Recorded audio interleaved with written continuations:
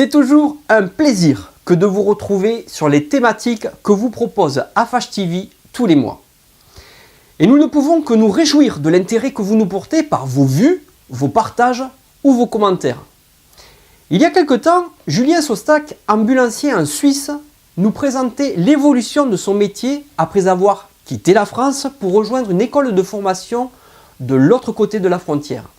Et bien aujourd'hui, c'est Sandrine Denereaz, directrice adjointe de l'école supérieure d'ambulanciers et soins d'urgence romande à Lausanne, ainsi que Bruno Puveland, enseignant et consultant en conseil et expertise de cette même école, qui se sont prêtés avec gentillesse à l'exercice de l'interview face à notre caméra.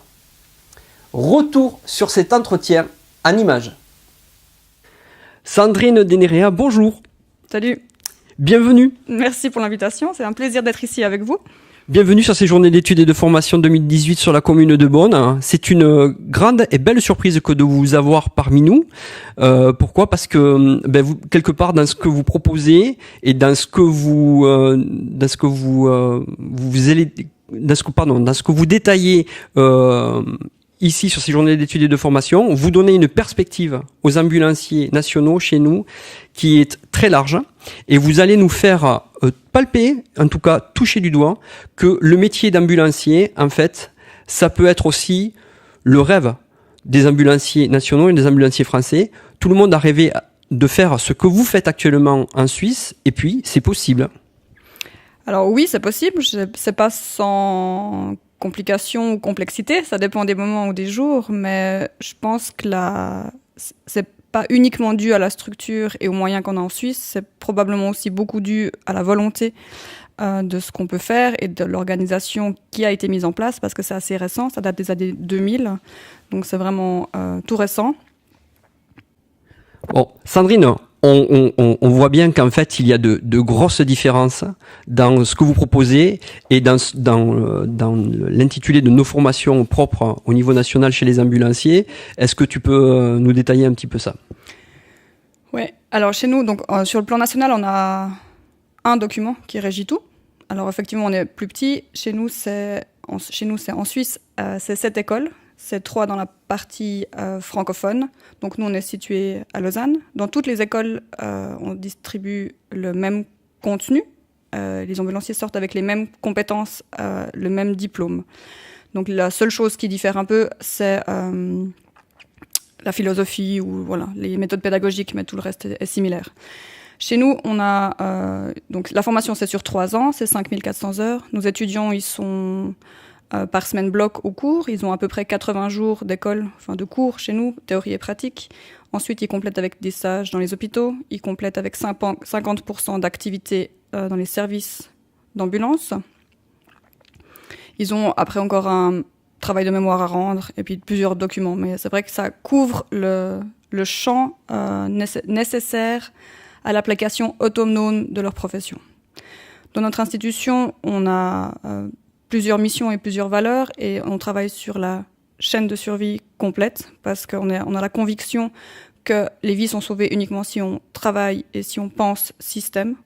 Donc on forme le tout public aux gestes de premier secours, on forme la régulation, les régulateurs qui sont chez nous des infirmiers ou des ambulanciers. On n'a pas de médecin à la régulation en Suisse. Ce sera éventuellement une perspective d'avenir, mais pas pour réguler, mais pour faire de la télémédecine, parce qu'il est fort probable qu'on va devoir repenser la médicalisation terrestre aussi chez nous. Les ressources, elles sont pas à foison, donc on va devoir repenser le système. Après, on forme nos ambulanciers, c'est 90 étudiants chaque année chez nous. On est en difficulté pas de recrutement, mais de garder nos ambulanciers. Donc c'est vrai qu'on a beaucoup à former et on a une garantie d'avoir encore des gens à former dans les 10 prochaines années sans trop de soucis. Les gens durent pas très long dans la profession. Et puis, excuse-moi, on peut expliquer ça ? Pourquoi ?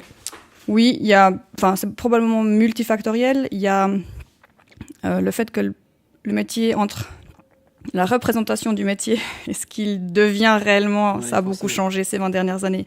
Donc, de sauver des vies en tant que héros, c'est probablement 5 à 10% du temps. Et l'évolution sociale fait que c'est beaucoup plus des pathologies moins spectaculaire ou excitante et probablement moins grisante à long terme. Il y a aussi le fait que les courses augmentent en nombre, qu'il y a la fatigue qui s'installe. C'est quand même un métier pénible, il faut être quand même clair au niveau moral et social, peut-être aussi physique. Et c'est aussi probablement une évolution des générations. Nous, on a fait ça comme deuxième ou troisième métier. Maintenant, c'est un premier métier. Ils arrivent jeunes dans la profession. C'est une continuité ou une suite logique ou c'est un passage de leur vie et c'est plus autant une vocation comme c'était à l'époque. Je suis pas très vieille, mais c'était quand même il y a déjà 20 ans en arrière. Je suis bien d'accord avec toi. On fait partie de la même génération et c'est exactement ça. Donc, en fait, l'ambulancier ou le futur ambulancier rentre dans vos écoles à partir de l'âge de 19 ans, je crois. Oui, alors la possibilité, selon les réglementations en vigueur, c'est 19 ans. Donc, ce qui corrobore à peu près au niveau bac chez nous. Exactement, oui. Alors, ils doivent avoir fait 12 ans de scolarité. Donc, nous, on a 9 ans d'école obligatoire. Et après, soit ils ont fait déjà un apprentissage et ont acquis un diplôme fédéral, enfin un certificat fédéral de capacité. Je ne sais pas, ils peuvent être employés de commerce ou bûcherons ou menuisiers. Et donc ça, c'est en 3 ans. Puis après, ils peuvent venir chez nous. Oui. Ou alors, ils sortent du gymnase, qui est le bac chez vous, effectivement. Et là, ils ont aussi comme soit un CFC, comme une maturité, puis ils peuvent arriver à l'école d'ambulancier. D'accord. Alors ça, c'est le parcours normal, je dirais. Oui. Il y a un parcours un peu plus atypique où vous recevez des gens qui sont soit en conversion professionnelle peut-être, ou alors un projet professionnel qui les amène dans vos écoles. Oui, et puis ça, c'est des parcours qui sont construits depuis de longues années, parce que c'est vrai que les conditions à l'école, après, il n'y a plus les mêmes conditions financières. Donc c'est un projet qui s'est construit, et ça, c'est des gens qui ont la trentaine passée, et qui effectivement vont perdurer après, on l'espère, jusqu'à leur retraite dans la profession. Oui, parce qu'ils ont une motivation différente. Je pense que les jeunes, ils sont aussi motivés. Ouais, ils sont très motivés, mais bon, voilà. Peut-être que la durabilité de la motivation est différente, ça c'est possible. Un parcours de vie, ça se construit au fur et à mesure que les années passent, et effectivement, le métier d'ambulancier est peut-être un passage. Oui, voilà, c'est probablement la philosophie vis-à-vis de la vie qui est différente que ce que nous on a vu ou sur lequel on a été éduqués il y a quelques années en arrière. D'accord.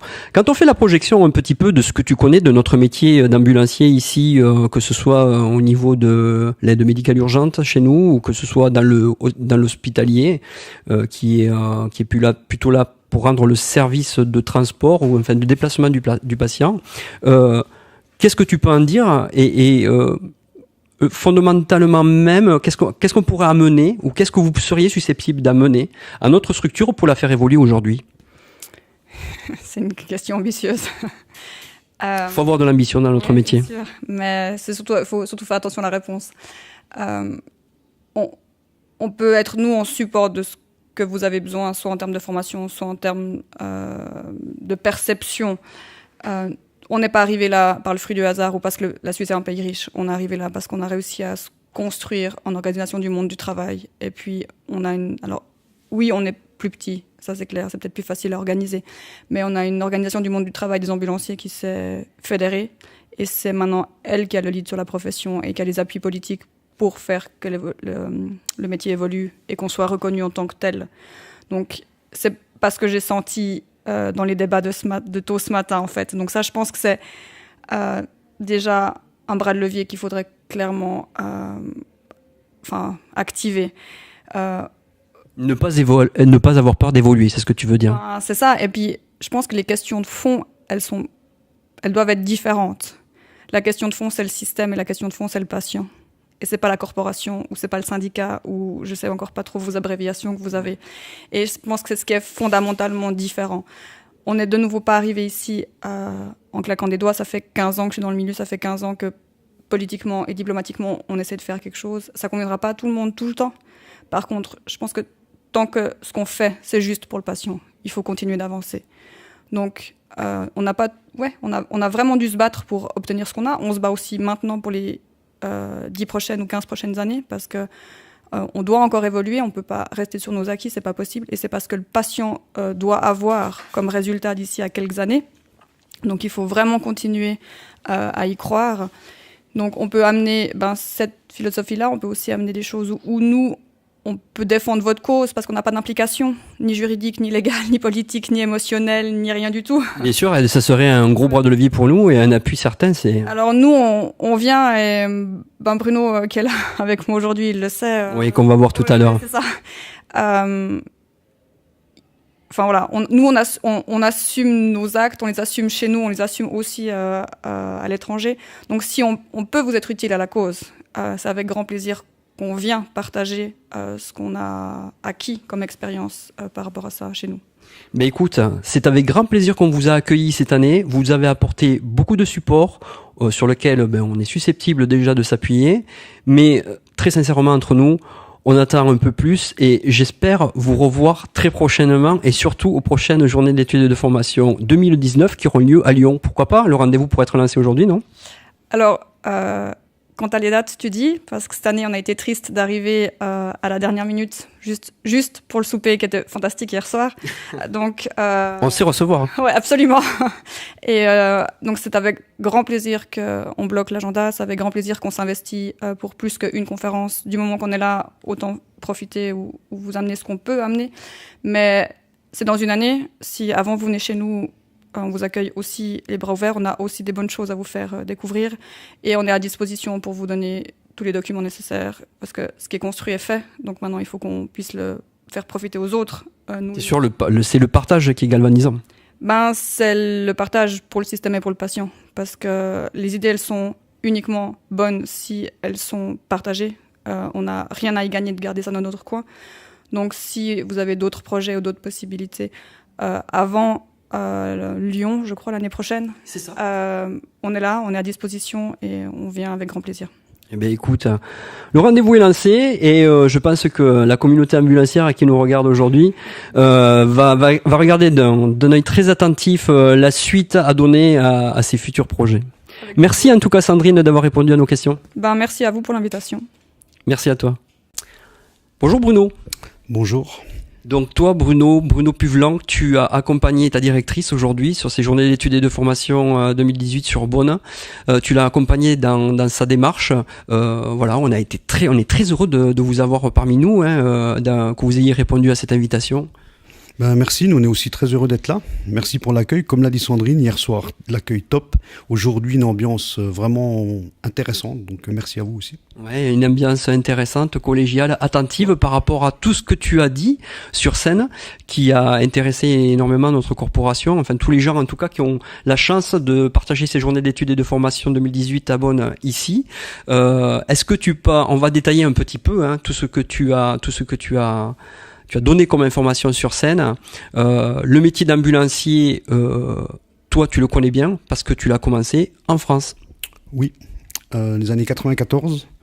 Dans l'Est de la France, j'ai fait mon CCA à l'époque, donc que les plus anciens connaissent, bien sûr. Oui. Je l'ai exercé jusqu'en 2001, où j'ai eu l'opportunité vraiment d'aller voir en Suisse ce qui se passait, par une connaissance qui me dit « Tiens, ils cherchent de la main-d'œuvre en Suisse, il y a quelque chose qui se passe ». J'ai poussé, pas la porte, mais la frontière, et j'y suis encore en 2018, et très content. Donc ta curiosité t'a poussé finalement à faire évoluer ton métier de base. Oui, et ça a carrément changé mon métier de base, effectivement. Oui. Parce que le métier d'ambulancier en Suisse, il est complètement différent de celui qu'on peut exercer chez nous en France. À la base, non, on a le même métier, on est quand même des transporteurs, accessoirement des brancardiers, mais ça ne s'arrête pas là. On n'est pas des logisticiens, mais on fait de la logistique, mais on est des professionnels de santé. Il y a une corporation, il y a un organe du monde du travail qui s'est mis en place et qui a porté cette profession vers le haut. Donc c'est un métier, c'est une profession de santé à part entière. Le métier d'ambulancier, donc, ça ressemble à quoi sur le terrain ? Alors c'est un professionnel de santé qui n'est pas médecin, qui est plus que brancardier et qui n'est pas infirmier. C'est difficile d'avoir une équivalence d'ailleurs en Europe sur le métier d'ambulancier en Suisse, puisque 3 ans de formation, ça ne correspond pas forcément au niveau infirmier qui est en 4 ans, mais c'est largement supérieur à l'ambulancier, en tout cas partout en Europe. Donc on peut plus le comparer au système anglo-saxon. Ça correspond à prendre en charge des patients stables, du quotidien, 80% de l'activité, et dans les autres situations, avoir une autonomie. Autonomie d'évaluation, de poser un diagnostic ambulancier, de prendre des décisions qui s'approprient à la situation du patient. et d'appliquer des gestes techniques, voire la délégation d'injection de médicaments, gestion de la douleur, réanimation, les protocoles de base. D'accord, les gestes techniques chez vous commencent où et finissent où? Alors ils commencent par l'approche du patient, structurée selon l'ABCDE, et ils finissent à la porte des urgences, en collaboration, mais ils passent par l'accès veineux, la gestion d'antalgie, ça va aller jusqu'à la cardioversion dans certains cantons, la gestion des voies aériennes avec des dispositifs supraglottiques. Voilà, tout le panel de gestes préhospitaliers qu'on puisse connaître sont dans la formation de l'ambulancier. Vous gérez des CPAP? On gère des CPAP, effectivement, jusqu'à la conduite d'un événement majeur où l'ambulancier a le rôle de leader, donc c'est un chef de groupe ambulancier et qui va commander les ressources sanitaires aussi. Très intéressant, surtout dans les moments que nous vivons aujourd'hui en Europe et plus particulièrement sur le territoire national. Ici, on est sensibilisé à la médecine de catastrophe, surtout en ce moment. Et vous avez une place de leader, en fait, en ce sens. Oui, l'ambulancier diplômé, le premier ambulancier devient l'ambulancier leader, prend le commandement sanitaire logistique en association avec le médecin. Donc c'est un binôme de conduite, un médecin pour la délégation à responsabilité médicale et l'ambulancier logistique. Quand on monte en puissance, on a aussi des niveaux de commandement supérieurs avec d'autres fonctions de commandement et c'est quelque chose qu'on travaille aussi actuellement. On a par chance pas les expériences malheureuses françaises ou autres, mais on s'y prépare parce que nul n'est à l'abri. Et on a des cours, on a été chercher des concepts de formation anglo-saxons, on travaille sur des recommandations, des cours donnés dans 50 pays au monde, et on s'enrichit de ces expériences aussi par la branche de l'Advanced Life Support Group qu'on a présentée ce matin. D'accord. Et on voit bien qu'en fait, c'est un métier de corporation qui est en soi organisé pour le groupe. Quand j'entends le groupe, c'est-à-dire le groupe sanitaire, qui peut être représenté également chez les sapeurs-pompiers. Oui, alors certaines villes en Suisse ont des sapeurs-pompiers ambulanciers. Ambulanciers diplômés, avec le même diplôme que vous. Exactement, donc qu'on soit rouge, blanc, et en fait on a tranché, ils sont jaunes, comme ça il n'y a plus de rouge et de blanc. Ils ont le même papier, ils ont les mêmes autonomies, et quelle que soit la couleur du camion, la prise en charge sera la même. Voilà quelque chose justement qui va interpeller la communauté ambulancière au niveau national sur l'identité, diplôme d'état d'ambulancier sur tous les territoires pour tout vecteur de projection d'unité mobile hospitalière. Voilà. Donc ça regroupe un petit peu ce que nous défendons un peu en ce moment. Être diplômé d'état, avoir un diplôme d'état d'ambulancier, c'est une philosophie que vous avez déjà adoptée depuis pas mal de temps. C'est une obligation pour être dans une ambulance, puisqu'en Suisse, le transport sanitaire, quel qu'il soit, relève d'une compétence professionnelle. Donc, Chez nous aussi, sauf que ça n'est pas appliqué. Vous n'avez pas de chance. C'est ça. Donc on va compter un petit peu sur vous, sur votre support, sur vos organisations, sur l'observation que l'on peut en faire en tout cas, pour éventuellement essayer de faire évoluer notre métier en ce sens. Alors moi j'ai la chance d'avoir un passé français, enfin je suis encore français, je le resterai et j'y vis. La patronne nous suit dans tous les délires et pour reprendre sa phrase de tout à l'heure, je vais citer un ami docteur Deslandes, Jean-Claude Deslandes, qui dit que former c'est partager. Donc si on peut faire avancer un système ou un autre parce qu'on a fait, et puis s'enrichir aussi parce que former c'est aussi apprendre et s'enrichir, il n'y a qu'à faire. Faisons. Ouais, ça serait peut-être le mot de la fin nous concernant. Faisons les choses ensemble. Donc on s'est déjà donné le rendez-vous un petit peu avec Sandrine l'année prochaine. Je pense que tu serais partant pour l'accompagner. Je pense que moi je suis de toute façon. On a une direction, on a la chance qu'il nous pousse, il nous emmène et puis voilà, ça fonctionne. Donc on sera là si on est invité bien sûr, avec plaisir. Eh bien je vous le dis, l'invitation est officielle. Vous êtes invités à nous rejoindre sur nos prochaines journées d'études de formation de manière à peaufiner et peut-être même plus amplifier un petit peu ça. Sandrine qui nous rejoint. Voilà. L'année prochaine. Ok, alors on vous attend. Salut. Salut. Notre métier peut évoluer. Tel est le message que nous apportent les acteurs de notre profession en dehors de nos frontières. Il est certainement plus que jamais le moment pour nous de participer à l'évolution de notre métier et de nos carrières en prenant exemple sur ce qui existe déjà ailleurs. Inciter le législateur français à nous accompagner dans ce changement, telles pourraient être les futures missions de la FACH dans un avenir proche. À condition, bien sûr, que ce soit la volonté individuelle de chacun d'entre nous. Merci de nous suivre et n'hésitez surtout pas à partager en masse ces vidéos qui peuvent intéresser un grand nombre d'entre nous. Je vous laisse en vous donnant rendez-vous dans quelques semaines sur les prochaines journées d'études et de formation de Lyon où nous vous attendons très nombreux. A très bientôt pour les prochaines news d'Afache TV.